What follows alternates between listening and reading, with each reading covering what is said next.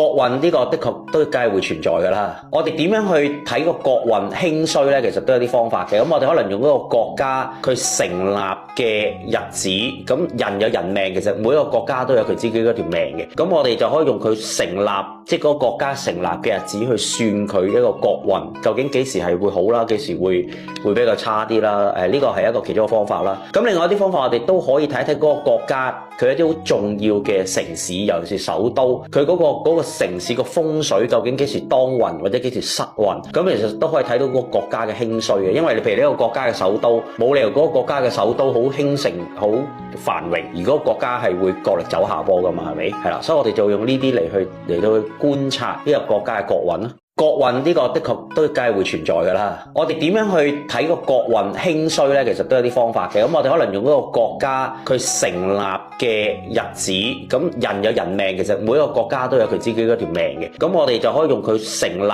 即係嗰個國家成立嘅日子去算佢一個國運，究竟幾時係會好啦，幾時會比較差啲啦？呢個係一個其中嘅方法啦。咁另外一啲方法，我哋都可以睇一睇嗰個國家佢一啲好重要嘅城市，尤其是首都，佢嗰個城市個風水究竟幾時當運或者幾時失運？咁其實都可以睇到嗰個國家嘅興衰嘅。因為你譬如呢個國家嘅首都，冇理由嗰個國家嘅首都好興盛、好繁榮，而嗰個國家係會角力走下坡㗎嘛？係咪？係啦，所以我哋就用呢啲嚟到去觀察呢個國家嘅國運啦。